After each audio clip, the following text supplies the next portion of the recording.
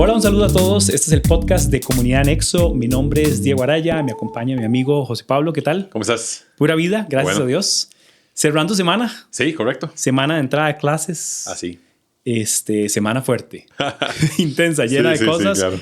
Pero bueno, estamos en el podcast, en el episodio 41. Y queremos tomar este episodio en especial porque estamos como entre una serie y otra que en parte han venido conectadas con esta serie de enero y la que estamos ahorita en febrero de el ser un discípulo y el hacer de un discípulo. Claro. Así que el tema que hemos querido abocarnos casi que para hablar por encima, porque el tema en sí podría extenderse muchísimo, pero es con respecto a las disciplinas espirituales. Sí, hoy queremos hacer, lo dijiste muy bien, claramente no queremos hacer ni un tratado de disciplinas espirituales, ni un tema de teología sistemática de disciplinas espirituales, porque no lo íbamos a lograr.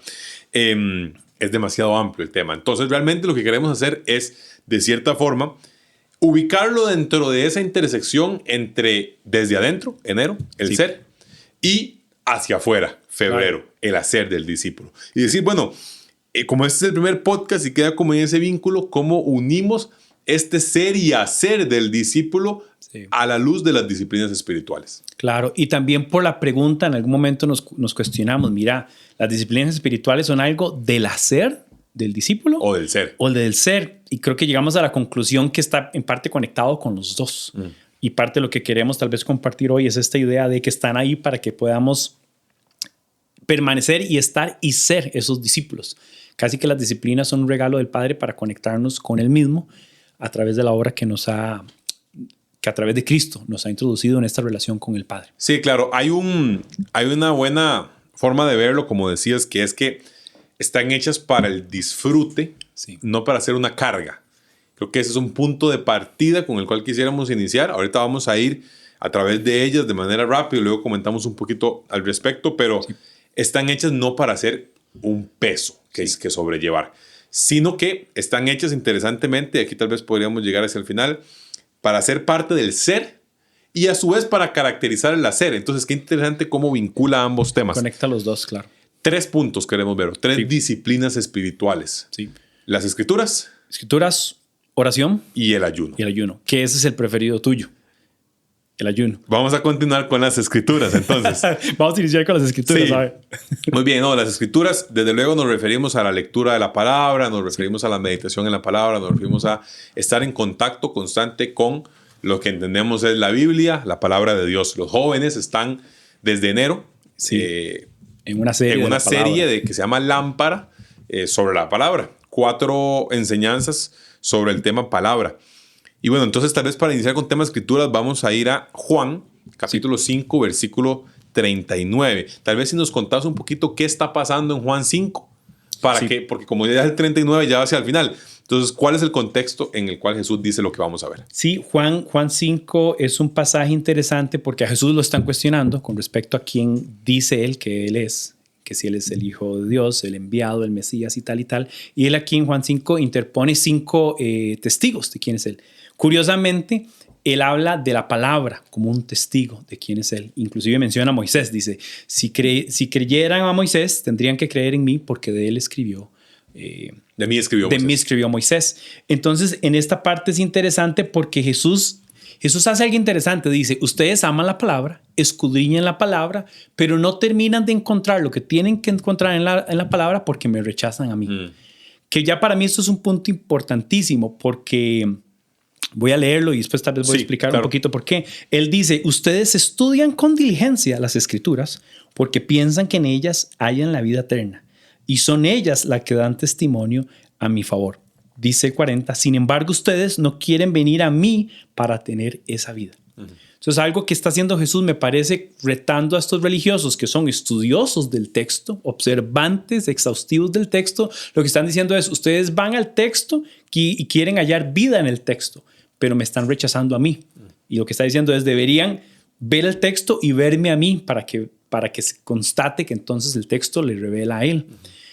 Y este pasaje para mí es importante porque lo que para nosotros debería resonar es que la Biblia debe ser vista como la revelación de Dios Y Jesús está en el centro de esa revelación de Dios. O sea, Jesús es el personaje central del que la Biblia, a través de todos los escenarios, las épocas y la narrativa, Él está presente. Desde el sentido profético, metafórico y en lo que llamamos las sombras de lo que había de venir. Tipológico. Hasta el momento de su manifestación encarnada en Cristo. Y por supuesto, por toda la enseñanza que tenemos en el Nuevo Testamento ahora para nosotros como iglesia. Entonces, una primera cosa que quisiera notar de la palabra es la importancia de prestar atención, de verla y de escudriñarla desde los lentes de Cristo. Sí. O sea, cómo el Padre me está revelando, o cómo el Padre se está revelando en Cristo a través de esto.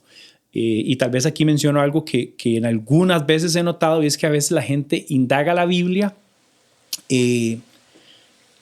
¿Cómo es la palabra que han estado utilizando para esto? Porque lo he escuchado varias veces, como esta idea de que idolatran la Biblia. Uh-huh.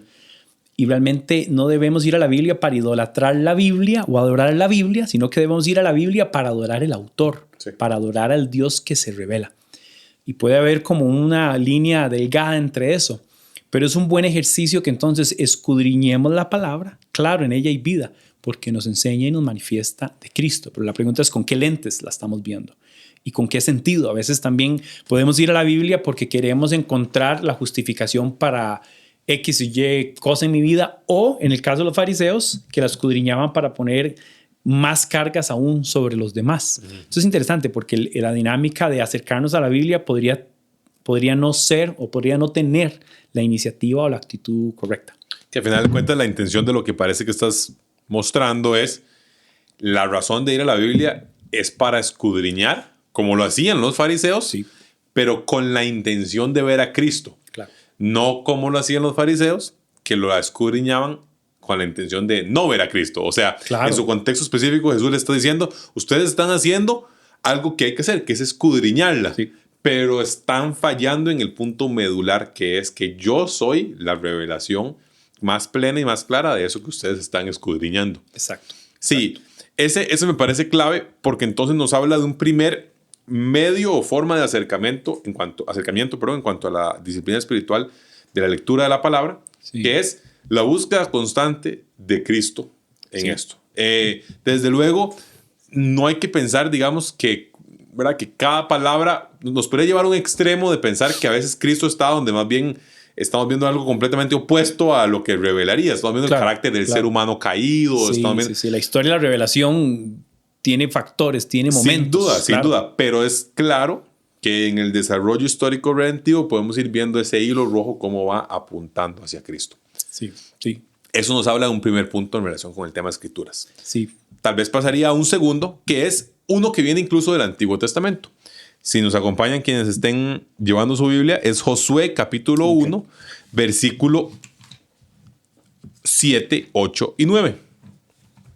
Y es que Josué es el sucesor de Moisés. Ese es su rol. Es aquel a quien le corresponde llevar al pueblo a la tierra prometida. Y por ende le corresponde entonces, como sucesor de Moisés, también tener una sucesión de autoridad y una sucesión de liderazgo. Entonces, claro, en Josué capítulo 1 es qué tipo de líder va a ser Josué. Sí. Y ahí es donde es clave, porque esto que viene es las palabras del Señor a Josué, hijo de Nun, asistente de Moisés. Importante, sí, que era su mano derecha, su asistente. Entonces el Señor le dice, mi siervo Moisés ha muerto, y le dice en el 6, sé fuerte y valiente porque tú harás que mi pueblo herede la tierra que prometía a sus antepasados. Solo te pido que seas fuerte y muy valiente para obedecer toda la ley que mi siervo Moisés te ordenó. No te apartes de ella ni a derecha ni a izquierda, solo así tendrás éxito donde quiera que vayas. Ojo que chiva el 8. Recita siempre el libro de la ley y medita en él de día y de noche. Cumple con cuidado todo lo que en él está escrito, así prosperarás y tendrás éxito. Y seguido, el famoso verbo de, ya te lo he ordenado, sé fuerte y valiente, no tengas miedo ni te desanimes, que es el versículo de tal vez el Filipenses 4:13, el Jeremías 29:11, ¿no? Es el más reconocido, exacto. Pero viene justo después de un mandato de cumplimiento de la ley, meditación en la ley y obediencia hacia ella. Sí, y es interesante porque cuando uno ve el desarrollo de la nación de Israel, se da cuenta que algunas de estas ideas de medita y llévanlo en tu frente y ponlo en los marcos de las puertas y todo esto, es curioso porque ellos lo llevaron a un ejercicio físico, ¿verdad? Entonces hay unas cajitas, ahorita olvido el nombre de esto, pero hay unas cajitas donde los judíos atornillan a los marcos el Shema. Uno abre la cajita y está Deuteronomio enrolladito y lo meten ahí. Igual lo hacían cuando... Filacterias. Las filacterias. Filacterias. Que es lo que se amarraban a los brazos también. Sí, y lo que se ponían acá, cuando lo abres, sí es. Tiene el mandato. Entonces es curioso porque es el deseo del hombre de llevar a cabo la voluntad de Dios, pero perdiéndole a veces el valor último. ¿Verdad? Lo que estás diciendo era la idea de si quieres ser exitoso en esto, que se te ha encomendado, que era grandísimo además. Sí, una gran tarea. Una sucesión de liderazgo fuerte para una conquista prácticamente, que va a venir tiempos de enfrentamiento y cosas bastante fuertes.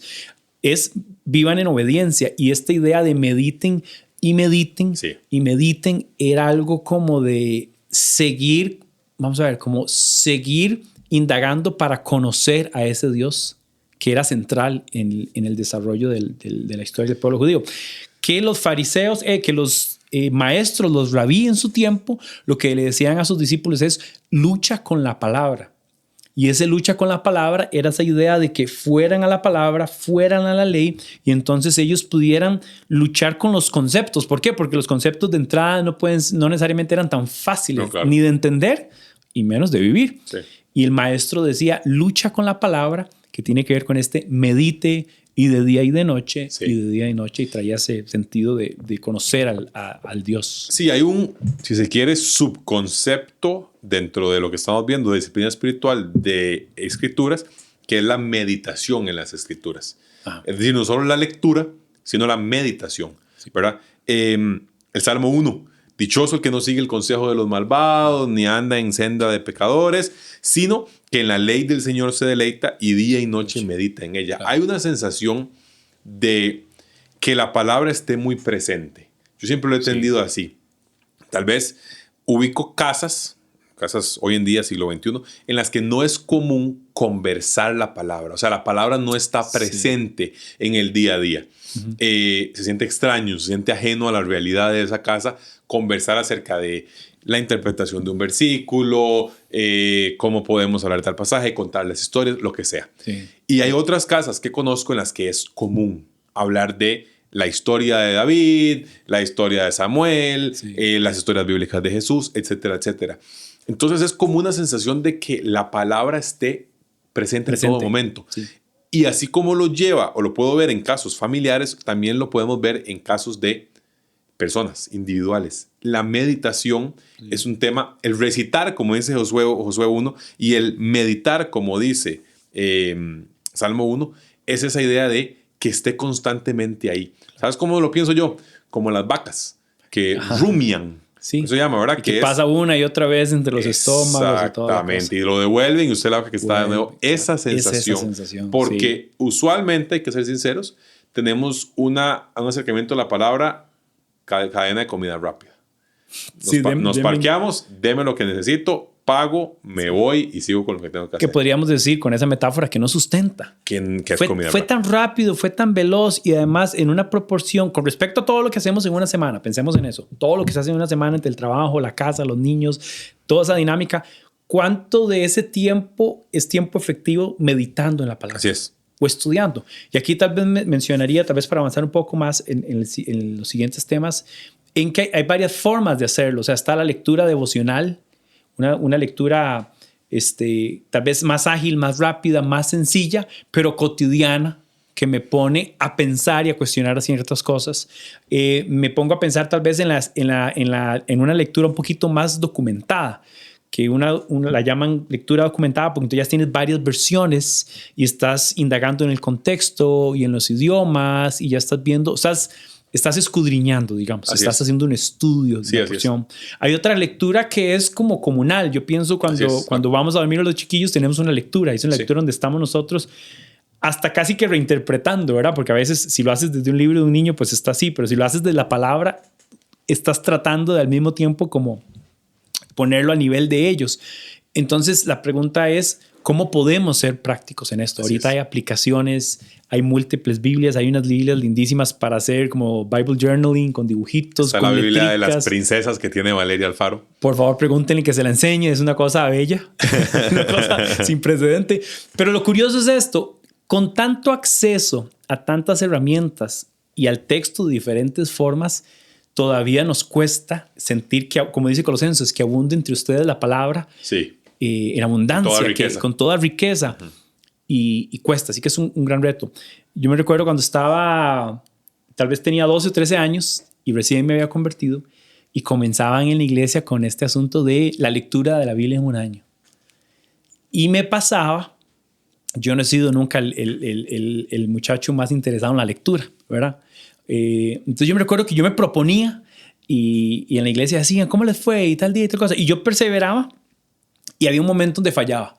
Y era curioso porque entonces ese deseo de leerla y seguir el ritmo como todo el mundo lo estaba proponiendo, al final me hacía como tener un sentido de decepción porque, ay, no lo logré, perdí un día, perdí 2 y si ya me pierdo 2 o 3 ya eran como, Ya no vale la no pena. sé, 6, 7 capítulos, entonces, y además era en orden la mayoría de las veces, entonces la lectura de la Biblia en el Antiguo Testamento especialmente puede ser muy pesada, muy tediosa.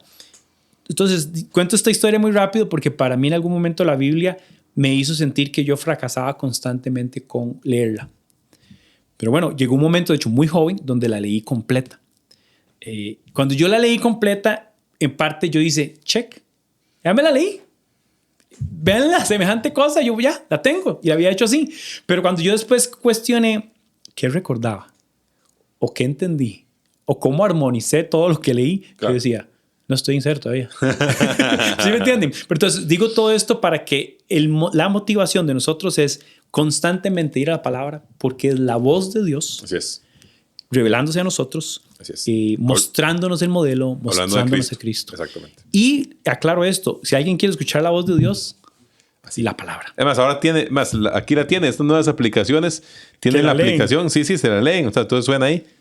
Ahí está, Mateo 6, el dar a los necesitados, ahí está. Y otra vez, volviendo al punto que decías al inicio, que esas disciplinas y esto que es un regalo de Dios no se vuelva una carga que nos acuse y nos Sí. diga no lo lograste, no lo hiciste, o que sean como un concurso de quién tiene más datos curiosos y ese tipo de cosas. Porque al final es cuánto estás conociendo al autor del texto. Así es. Sí. Disciplina espiritual, escritura, lectura en la palabra, meditación en la palabra. Sí. También tenemos la oración. Mateo 6, lo acabo de spoilear, de revelar, porque justo ahí donde vamos. Jesús está en el Sermón del Monte y está dando unas enseñanzas claves, tan claves que en el seminario hay un curso entero que se llama Sermón del Monte. Entonces puedes llevar 4 un curso meses. entero de solo Sermón del Monte. Yo no lo he llevado, no sé si lo voy a llevar, pero me parece interesantísimo. Jesús les dice, cuando oren, no sean como los hipócritas. Esto es capítulo 6, versículo 5 de Mateo.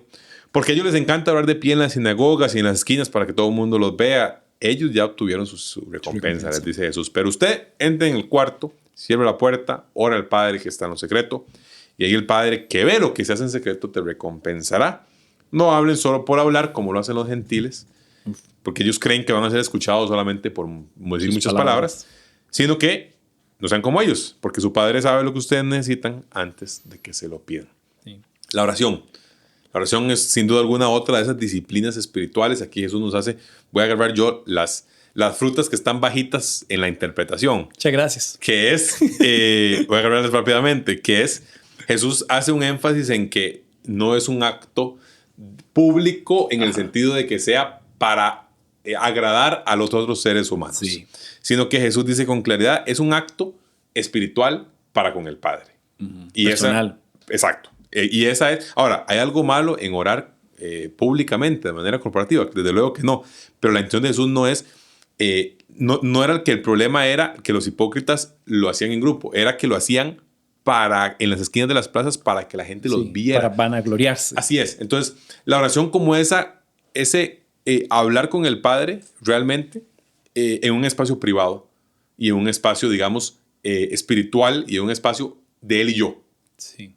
Esa parte, voy a agarrar la fruta rápida y la voy a bajar y te voy a dejar el resto. El Gerbercito va a agarrar usted ya Exactamente. majadito, coladito. Exacto, sí, exactamente. ¿Qué más vemos de la oración? ¿Qué pensamos de la oración? Bueno, algo interesante para indagar un poquito más en el contexto, en Lucas, si lo revisan, Lucas 11, inclusive los discípulos le preguntan, enséñanos a orar. Así es. Que ya de entrada era interesante, porque uno dice, bueno, pero esta gente, ¿qué es que no sabe orar?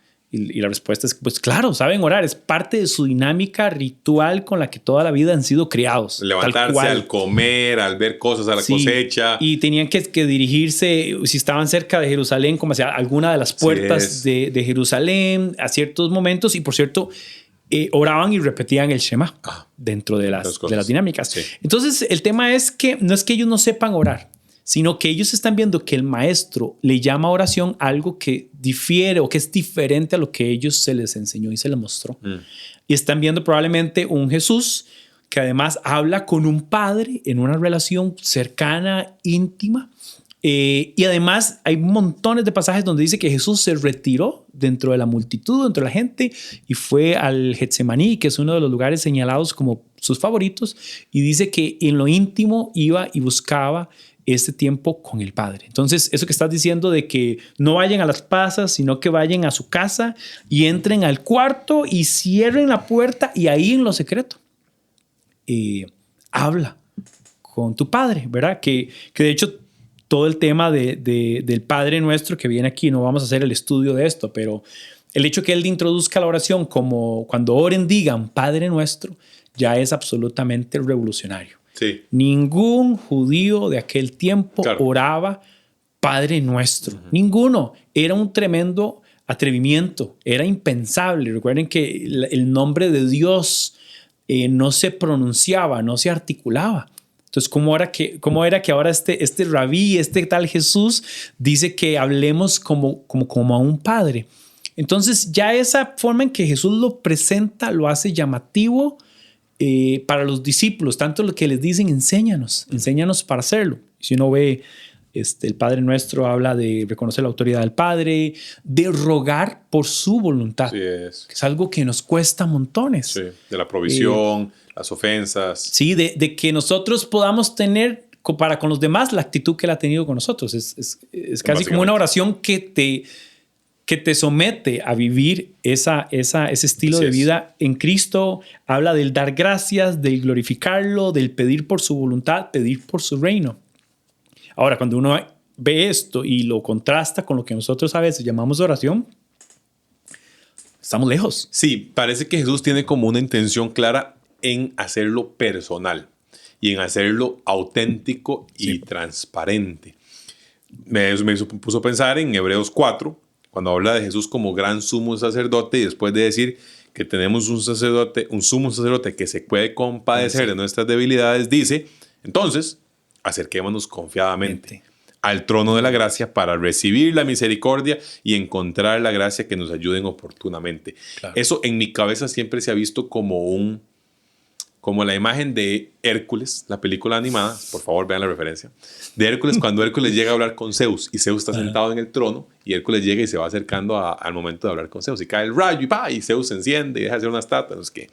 En fin, en mi cabeza simplemente se ve como esa imagen de acercarse hacia el lugar donde está el trono realmente, ¿no? Y entonces, por supuesto que lo hace con una sensación, es más, para los judíos era una sensación de si entro ahí me muero. Claro. Porque está vinculado al tabernáculo, al lugar santísimo y demás. Sí. Pero la clarificación que tal vez hará Hebreos es confiadamente. Sí. Acerquemos confiadamente. Y Jesús parece estar también diciendo un tema de, tal vez ahí no es tanto lo confiadamente, pero sí un tema de hacerlo personal y hacerlo genuino, hacerlo en lo tuyo. Y eso nos lleva a pensar, como bien decías, en el tema de la oración actual, de cómo la oración es un momento en el que deberíamos ser vulnerables, reales, auténticos. Sí. ¿Verdad? ¿Ves? En algún momento hablamos de la oración en Colosenses y fue a mí que me tocó dar esa enseñanza y yo hacía una lista de los salmos y sus contenidos. Razones para orar, me parece también. Exacto. Motivos. Los contenidos de los salmos. Y había, ¿verdad? Había salmos de alegría, de júbilo, de peregrinación. De arrepentimiento. Había salmos de arrepentimiento. 51 es uno. Exacto. Había salmos también entonces de vulnerabilidad, miedo, enojo, hasta cuándo me has abandonado. Ira. Exactamente. Entonces, parecía un acercamiento en el que decís, bueno, es esto todo lo que debemos ser, no, pero lo que parece estar diciendo es, puedes llegar con claridad, un carácter genuino y con autenticidad al Padre en oración. Y vale la pena tal vez recordar en nuestro contexto que, bien decías, la oración en aquel momento respondía a una actividad ritual y otra vez centrada en el templo. Ir al templo, momentos de oración, Sí. horarios de oración, repeticiones y tal y tal. Ahora tenemos que recordar que en la obra de Cristo se nos ha otorgado entonces el Espíritu Santo. Quiere decir que el Espíritu Santo me faculta para entrar en esta relación personal, íntima, Claro. que no conoce limitación en lugar, no conoce limitación en tiempo y que no conoce limitación a que yo esté repitiendo como alguien más dijo o como alguien más usó. Que otra vez, volviendo a mi juventud, yo me recuerdo que uno aprendía a orar repitiendo de cómo el pastor oraba. Y inclusive a veces uno lo puede notar, ¿verdad? Cuando la gente ora y repite, Señor, Señor, te pedimos y Padre, y hay como una serie hasta de muletillas que puede dejar de entrever que no hay una naturalidad en el ejercicio de la oración. Y la otra cosa que me encanta, que diría también con lo del Espíritu Santo, es que dice que Él mismo interviene por nosotros. Hay una parte que dice con gemidos indecibles, como esta idea de que aún cuando nosotros no sabemos ni cómo expresar, Así es. Él está traduciendo, por decirlo así, al Padre, y Él está interviniendo, dice que está clamando por nosotros, Abba, Padre, que me parece este es Romanos. Romanos 8. Y claro, y yo creo que esa es la idea con la que deberíamos descansar en la oración. La oración no es una carga, o no debería serlo. La oración no es una carta al niñito que le pides todo lo que quieres. Sí. La oración es un tiempo con este Padre amado que te conoce, que te escucha, que te ve, que te cuida, que te acompaña. Y es nuestra posibilidad de depender de Él, de decir, estoy así, desearía esto, pasó aquello, pero creo que una buena oración siempre dice, más hágase tu voluntad, no la mía. Sí. Una buena oración debe decir, Dios, revélame tu voluntad. Sí. Uno puede decirle, Dios, yo quisiera A, B, C y D, pero ¿qué quieres tú? ¿Por qué no me orientas a eso? Dame paz, dame certeza. Una oración que pida, me encanta, porque Jesús también dice, ustedes no saben pedir. Y hasta el momento no han pedido nada. Y otra vez, no podemos indagar mucho más, pero en el contexto creo que de Lucas 11 dice, si pidan el Espíritu. Que otra vez, esta idea de pedir el Espíritu era lo que iba a venir después de muerte y resurrección. ¿Por qué? Porque el Espíritu nos iba a abrir un vínculo riquísimo personal con el Padre. Así es. Tal vez nada más quería apuntar un último punto, que era lo que decías de, si en algún momento hablamos de confianza, la confianza tampoco debe sobrepasarse a ser, ¿verdad? Sobreconfianza. Inapropiado. Exacto. Porque al final de cuentas, a pesar de que podemos acercarnos confiadamente al trono de gracia, eso es absolutamente cierto y que nadie nunca se sienta ajeno a la relación. Exacto. Impropio. Lo cierto es que sigue habiendo la relación creador-criatura. Por supuesto. Sigue habiendo la relación padre-hijo, hijo adoptado. Sigue habiendo la relación, él es Dios, nosotros no. Entonces, es una confianza en el entendido de que ambos sabemos quién es quién. Sin perder la posición en la que nos corresponde. Así es. Y a su vez, en plena confianza. Es ese para allá y para acá, que yo mismo siempre trato como de estar para acá, ¿verdad? No quiero ser extra confianzudo, esa es la palabra que utilizamos en este país, pero a su vez tampoco quiero pensar que porque no oré hoy en la mañana o porque dije algo que no quería decir en el trabajo, entonces ahora ya no tengo el espacio, ya no tengo la posibilidad de llegar, porque al final de cuentas, esa confianza, esa posibilidad de llegar nos es dada por gracia. Entonces no es un merecimiento que nosotros tuvimos para poder llegar a donde el Padre, simplemente es ese. Sí. Recordemos que la Biblia lo llama muchas cosas, pero solo eleva a la tercera potencia al ser santo. Entonces claramente sigue siendo el Dios santo. Algo tal vez para agregar ahí, ya que dijiste esto, cosas peligrosas con este tema es que hace algún tiempo se usó y a veces se usa o se abusa el término intimidad. Bueno, sí. Entonces ya ahí entra como lo que me parece que estás señalando. Inclusive hasta hay ciertas canciones que describen la relación de Dios como con como demasiado romanticismo, bueno, casi como de un tema de pareja que se sale no justamente, que no da para eso. La otra cosa es cuando la gente ha dicho, si oras lo suficiente y si insistes, entonces vas a hacer que Dios cambie de parecer. Eso. Y esto es, o sea, no puede haber algo más errado que esto. Nadie puede en facultad humana convencer o argumentar con Dios que no se haga su voluntad, sino que se haga la mía. Sí, la semana pasada estaba en un congreso y conversaba con un amigo y un mexicano me pareció interesante que también lo conociera el evento. Hablaba de un evento pues, que fue medianamente famoso en el cual una persona de cierta celebridad le decía a Dios que no aceptarían un no de él. Y eso en algún momento pues reventó el internet, si se quieren, como se dice hoy en día, pues porque es eso que estamos hablando. Es cuando la confianza pierde de vista las posiciones. Entonces nada más, Totalmente. o sea, yo siento que tenemos que, tal vez con lo que más luchamos a veces es con la sensación de no sentirnos lo suficientemente confiados, Sí. pero nada más no llevar a un extremo propio de la sociedad actual, la forma en la que están siendo creadas algunas personas también, de lo que los gringos llaman entitlement, o sea, una posición de un Soy la gran posicionamiento exactamente sí. fuera del lugar. Sí. Cerramos con la oración. Sí, podría decir un montón de cosas más, pero avancemos más. Lo dijimos desde el inicio. Íbamos, o sea, es imposible hoy hablar de todos estos temas con detalle. Así Vamos que a la otra. el ayuno. Avanzamos 2 versículos. O sea, después del Padre Nuestro, 2 versículos después dice: 16. Cuando ayunen, no pongan cara triste como hacen los hipócritas, que cambian sus rostros para mostrar que están ayunando. Les aseguro que esos ya han obtenido toda su recompensa. Pero tú, cuando ayunes, perfúmate la cabeza, lávate la cara, para que no sea evidente entre los demás que estás ayunando, sino solo ante tu Padre, que está en lo secreto, y tu Padre, que ve lo que se hace en secreto, te recompensará. Sí. Que me parece el esquema semejante a lo de la oración que decía. El mismo principio. Exactamente. Quisiera nada más agregar, tal vez entonces, aunado a este pasaje, el pasaje de cuando a Jesús le preguntan que por qué los discípulos de Juan ayunan y los de él no. Sí, excelente pasaje, ¿cierto? Pasajazo. Y Jesús dice: ¿por qué habría de ayunar cuando el novio está aquí? El novio se les va a quitar en algún momento y ahí sí ayunarán. Acto seguido, en Lucas 5 viene el pasaje de los odres nuevos y odres viejos y demás.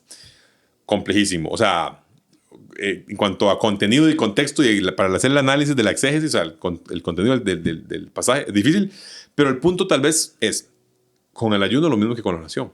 Sí. No debe ser y creo que también aplicaría para las escrituras, ¿verdad? Vos no te parás a leer las escrituras en voz alta en X lugar ahí en el puro centro del Parque Morazán para que te vean. Lo haces como una disciplina personal, pero tal vez esa otra es interesante porque parece dar a entender que Jesús sí está diciendo, ellos ayudarán también. Sí. Ayudarán en su momento, pero ayudarán. Sí, sí. Yo creo que el ayuno tiene la particularidad, y esto es una apreciación, y de hecho quiero escuchar cómo lo ves vos, pero me parece que el ayuno corresponde a momentos más específicos que el simple hecho de la meditación en la palabra y la oración, ¿verdad? Y ahorita no recuerdo momentos específicos, pero sí tenía como una característica como de duelo, como con esta expresión de que ponían cenizas, sí es. Con el famoso también la expresión, la otra que se usaba de que se rasgaban sus vestiduras. Sí. Había una sensación de duelo, de dolor, que entonces el ayuno de alguna manera incrementaba tu enfoque o tu sentido de dependencia a este Dios que se revelaba. Que armoniza con lo que acabas de recordarnos de Jesús diciendo, el novio se les será quitado y entonces ayunarán. Como diciendo, van a haber momentos donde van a tener que abocarse a recordar quién soy y anticipar mi retorno y anticipar la promesa del Espíritu y todo lo demás. Pero creo que tenía ese enfoque como de duelo. Es como la sensación que tengo. En el Antiguo Testamento, sobre todo. O sea, sí. En el desarrollo del Antiguo Testamento, sí, hemos vinculado a eso que decís, rasgar vestiduras, ceniza en la cabeza. Sí, y la otra cosa, que la gente lo ha explicado también como esta idea de enfocarse más en lo espiritual que en la cosa material, justamente porque hay una dinámica de cesar de comer. Probablemente el más, sí, definitivamente más popular es Daniel. Que es interesante porque también yo pienso que el ayuno de Daniel estaba muy circunscrito a la idea de no contaminarse. Así es. No era necesariamente, tenía algo de esta idea de duelo, de dependencia. Sí, el famoso ayuno de Daniel es que no iba a comer la comida de los babilonios, sino que se iba a dedicar a comer un esquema kosher, que llamaríamos hoy en día, o sea, de acuerdo con las reglas de dieta de la ley. Una vez escuché a alguien que inclusive decía que lo de Daniel llegó a ser como un tipo protesta. Como este tipo, o sea, se podría entender como este tipo de huelga de hambre. Como una manera de decir, ustedes comen de eso, pues para que vean que yo pienso y manifiesto y establezco otro criterio como de esto, que es lo propio, no sé qué. Pero todo esto para decir que debería buscar también un crecimiento y dependencia espiritual. La gente siempre dice, si vas a ayunar y no vas a orar. Así es, solo estás haciendo dieta. Exactamente, o si vas a ayunar y no vas a leer la palabra, pareciera que deberían haber una dinámica intencional en esta idea del ayuno, con la idea de fortalecer el espíritu o la dependencia. Hay gente que también lo he escuchado en el sentido de anticipar sabiduría para una toma de decisión. Sí, no sé, y volviendo también a mi juventud, yo me recuerdo que cuando estaba chiquitillo en la iglesia, ayunaba, en el grupo de alabanza ayunábamos el domingo, la mitad del domingo o todo el domingo. Como con la idea de que para que Dios nos usara en la alabanza y ta. Yo la pasaba malísimo, por cierto. Imagínense lo que es poner a ayunar a un chavalo de 15, 16 años con aquellas hambres de adolescente. Sí, de adolescente, claro. Pero sí, tal vez el ayuno, la otra cosa, es el que para mí de los tres denota esa idea como de sacrificio. Entonces quizás el que yo vería con más cuidado de que no pensar que si yo me someto a un sacrificio tengo acceso a que Dios haga o deje de hacer o deje, ¿verdad? Entonces ahí también como cuidado con ese de me estoy ganando tu aprobación o tu... Esto puede ser no muy buena idea. Así es. Yo pensaría dos cosas. Tal vez la primera, ninguna de las disciplinas espirituales, esto ya va llegando a un punto más conclusivo, ninguna de las disciplinas espirituales está pensada en ganarte un lugar frente a Dios. Claro. O sea, ninguna de ellas te da los credenciales para poder llegar donde Dios. Sí. Todas son consecuencia de que la fe en Cristo te ha permitido nacer de nuevo y llegar a Dios, ¿verdad? No es que yo llego con esto porque digo, bueno, ahora sí, si yo oro mucho, leo la palabra, me la memorizo todo, y hago ayuno por 40 días, 40 noches, yo ahora sí voy a hacer lo suficiente porque... No es para obtener algo, sino es porque ya lo obtuve. Es en razón de la obtención. De gracia. Así es, precisamente. Entonces, ninguna de todas tiene ese fin. Y la otra que pienso es que ninguna de todas puede ser utilizada como una moneda de cambio, que es lo que estabas diciendo. Ninguna de todas es yo la hago porque si la hago, entonces Dios tal cosa. O sea, como cuando usted le decía al papá que yo iba a lavar los trastes o a limpiar los vidrios a cambio de que me comprara 3 globos de agua. O sea, 3 globos para llenarlos con agua y reventarlos ahí en la pared. Mi mamá hacía eso a veces. Pero eso no es el caso. Sí. No deberíamos comprender las disciplinas espirituales como una moneda de intercambio, ni tampoco como unas credenciales. Deberíamos entender las disciplinas espirituales, ayuno, oración, escritura, pasar el tiempo en la palabra, como el disfrute del discípulo, que lo hace parte de su vida. Y aquí tal vez vamos de nuevo regresando hacia el punto inicial con el que comenzamos el podcast de hoy, que es la intersección entre el ser y el hacer, y cómo vemos estas disciplinas en el ser del discípulo y también las vemos en el hacer del discípulo. Claro. Quisiera enfocar tal vez, vamos primero al ser y luego cerramos con el hacer. Con el ser es que son parte de lo que el discípulo es, porque le es natural en su condición de nacido de nuevo buscar al Padre. Claro. Y entonces lo hace a través de estas disciplinas espirituales. Sí. Y digo, le es natural en el sentido de que al haber nacido de nuevo, haber visto la gloria de Dios en el rostro de Cristo, tiene esa sensibilidad espiritual que no tiene el hombre natural, para ponerlo en términos de 1 Corintios 2, ¿verdad? Para él ya las cosas no son solamente locura como eran antes, sino que ahora las cosas espirituales las puede entender. Bueno, y de hecho yo diría que las tres son actividades, son cosas que hago en un sentido de fe. O sea, son un ejercicio de fe. Sí. Ejercitan mi fe. ¿Para qué vas a orar si no crees que Dios te escucha? ¿Para qué vas a leer la palabra de Dios si no crees que Dios te está revelando? Entonces, soy un ejercicio de fe. Y volviendo a la idea de que el proceso en Cristo es eso, un proceso de ser formado a la imagen de Cristo, yo necesito caminar en fe. Entonces, necesito tener la convicción de que un Padre me escucha, que me conoce, que me entiende, que se revela a través de su palabra, que me habla, que me fortalece, que me anima, que me acompaña. Entonces es un ejercicio de fe. El que hace estas cosas sin fe es solo otra vez un ritual muerto. O se vuelve lo que decía yo al inicio, ¿verdad? Como una penitencia. A mí, ¿verdad? Hay personas que me se acercan y me dicen, mira, he estado malísimo en mis tiempos a solas con Dios, no estoy orando tanto como quisiera, tal y tal. Pero a veces se dice en un sentido casi de sentirse decepcionados de sí mismo y de que no logré. Entonces es como una carga, es como un peso. Y mi reto sería disfrutemos de la oportunidad de ejercitar en fe estas disciplinas espirituales. Ahora comentábamos, ¿verdad? Que en nuestra cultura, en nuestra tradición y en el desarrollo social y religioso y ritualista del que venimos, las oraciones eran parte de la penitencia, ¿verdad? La gente se confiesa, mira que hice esto, hice lo otro, hice aquí, y entonces la penitencia, o sea, aquello por lo que tenías que pagar o ponerte a tablas con Dios eran tantas Padres Nuestros y tantos Aves Marías, ¿verdad? Entonces era un castigo. Orar es un castigo. Entonces, claro, nos vemos como enmarañados en prácticas ritualistas y de la cultura autóctona también latinoamericana, y donde tenemos que ir a la palabra y tratar de entender por qué están ahí, y están ahí para disfrutar al Dios que se revela en Cristo. Plenamente.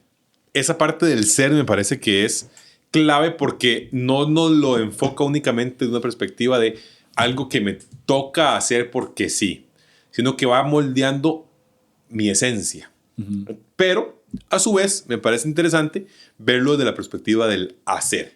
¿Por qué? Porque por alguna razón se llaman disciplinas y no solamente esencias o regalos. Hobbies. Hobbies, exacto. Se llaman disciplinas porque sin duda alguna tienen un elemento espiritual positivo. Ajá.